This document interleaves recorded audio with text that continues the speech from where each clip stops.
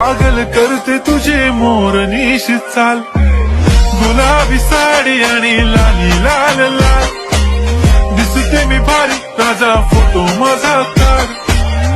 বইয়ের সব ছোটখাটো ইচ্ছাগুলো যে পূরণ করতে কতটা ভালো লাগে। হ্যালো গাইস, আসসালামু আলাইকুম, কেমন আছেন সবাই? আমরা আলহামদুলিল্লাহ ভালো আছি। বউ আমার ঈদের অনেকদিন আগে থেকে বলতেছিল যে সে এবার বগুড়াতে ঘুরতে যাবে। তো আজ বইয়ের ইচ্ছা পূরণ করতে বাসা থেকে সকাল সকাল বের হয়ে গেছি। অনেক সকালে বাসা থেকে বের হয়ে গেছিলাম যেন আমরা তাড়াতাড়ি পৌঁছিয়ে বগুড়া শহরের মোটামুটি অনেক কয়টা জায়গা ঘুরতে পারি। মাঝ রাস্তায় আমরা একটু ব্রেক নিয়ে নিয়েছিলাম, মোটামুটি 80-90 কিলোমিটার চলে আসছিলাম। তারপরে চা খাওয়ার একটা ব্রেক নিয়েছিলাম। চা খাওয়া শেষ করে আরো 1-1.5 ঘন্টা জার্নি করার পরে আমরা চলে আসি বগুড়া শহরে। বগুড়াতে এসেই আমরা সর্বপ্রথম চলে আসছিলাম 5 স্টার মোমোইন হোটেলে। আমরা একটু বেশি তাড়াতাড়ি চলে আসছিলাম, সব একদম ফাঁকাই ছিল। মোমোইন হোটেলের কোনো কিছুই ভালোভাবে খুলছিল না। এই যে আমরা যেখানে বসে আছি এটাও একটা জুস বার, বাট এটাও বন্ধ ছিল। বন্ধ থাকার কারণে এখানে বসে থেকে আমরা হাত মুখ ধুয়ে ফ্রেশ হয়ে নিচ্ছিলাম। তারপরে শুরু হয়ে যায় আমার বাচ্চা বইয়ের বাচ্চামি। সে ফ্রেশ হওয়ার সময় দেখছিল যে পাশে এই ঝুলনু আছে, তো সে ফ্রেশ হয়ে আর দেরি না করে ঝুলনু খেতে তাড়াতাড়ি করে চলে আসে। আমার বইয়ের ঝুলনু খাওয়া শেষ করে আমরা আর দেরি করি না, আমরা মোমোইন হোটেলটা ঘুরে দেখার জন্য বের হয়ে পড়ি। কিন্তু আমরা হোটেলের গেট পর্যন্ত যাইতে না যাইতেই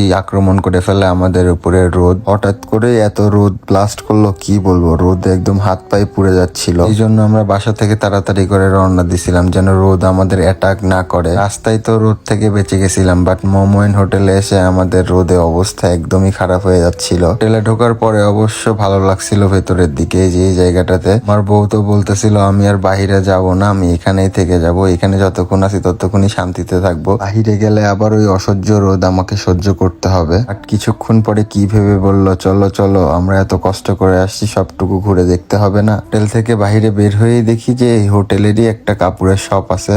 তো আমার বউ তো কাপড় একটু বেশি পছন্দ করে, এখানে এসে সব কাপড় চুপড় সে ট্রায়াল দিয়ে দেখতেছিল তাকে কেমন লাগে। আসলে একটা কথা কি, আমার কোনো ড্রেস যদি পছন্দ না হয়, আমার বউয়ের গায়ে যদি ওই ড্রেসটা ধরে তাহলে আমার ড্রেসটা পছন্দ হয়ে যায়। মানে এক কথায় আমার বউয়ের জন্য ওই খারাপ ড্রেসটারও সৌন্দর্য অনেক বেড়ে যায়। আমরা হোটেলে অনেক তাড়াতাড়ি আসার কারণে তেমন ভাবে কোনো লোকজন ছিল না, আমরা খুব ফাঁকা ফাঁকা খুব আরামে এসে ঘুরে ঘুরে সবকিছু দেখতে পারতেছিলাম, সেই জন্য আমাদের কাছে আরো বেশি ভালো লাগতেছিল। হোটেলটার ভিতরে মাশাআল্লাহ অনেক সুন্দর, মানে কি বলবো, আমাদের কাছে খুবই ভালো লাগছে।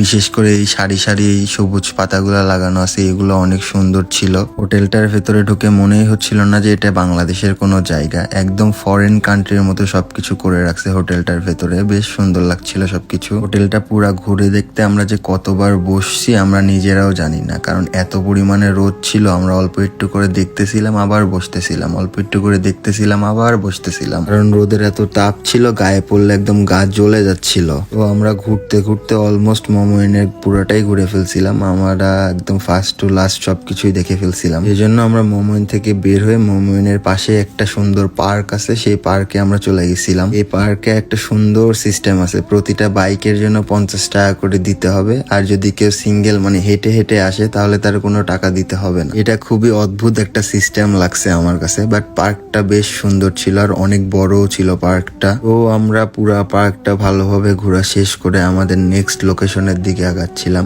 আর আমাদের পরবর্তী লোকেশনটি ছিল মহস্থানগড়। আর এই মহস্থানগড় এসে আমাদের সবার অবস্থা আরো খারাপ হয়ে গেছিল। আর এই মহস্থানগড় এসে আমি ভাবতেছিলাম এই কোথায় চলে আসলাম। আমি সবাইরে বলতেছিলাম মহস্থানগড় তো এরকম না, মহস্থানগড় তো আমরা বইয়ে অন্যরকম দেখছি। পরে আমাদের এগুলা কথা শুনে পাশ থেকে একটা মামা বলতেছিল আপনারা বইয়ে যেগুলো ছবি দেখেন ওগুলা আসলে বেহুলা লক্ষেন্দরের বাড়ি। বাট আমাদের কারো আর ওই পরিমাণ এনার্জি ছিল না যে আমরা এখান থেকে আবার বেহুলা লক্ষেন্দরের বাড়ি যাব। আর আমাদের ভাগ্য ভালো ছিল, আমরা উপরে এসে একটা পানির দোকান পাইছিলাম, তো আমরা পানির মধ্যে স্যালাইন মিশে সবাই একটু একটু করে খেয়ে নিচ্ছিলাম, নাহলে আমাদের অবস্থা একদমই খারাপ হয়ে যেত। পানিটা খেয়ে আমরা ওখানে 1 সেকেন্ডও দেরি করি নাই, আমরা বাসায় যাওয়ার উদ্দেশ্যে একদম ওখান থেকে নিচে নেমে চলে আসতেছিলাম। তো আজকে আমাদের ভিডিও ছিল এই পর্যন্তই। সকলে ভালো থাকবেন, সুস্থ থাকবেন, আমাদের জন্য অনেক অনেক দোয়া করবেন। আমাদের ভিডিও কেমন লেগেছে অবশ্যই জানাবেন। আল্লাহ হাফেজ।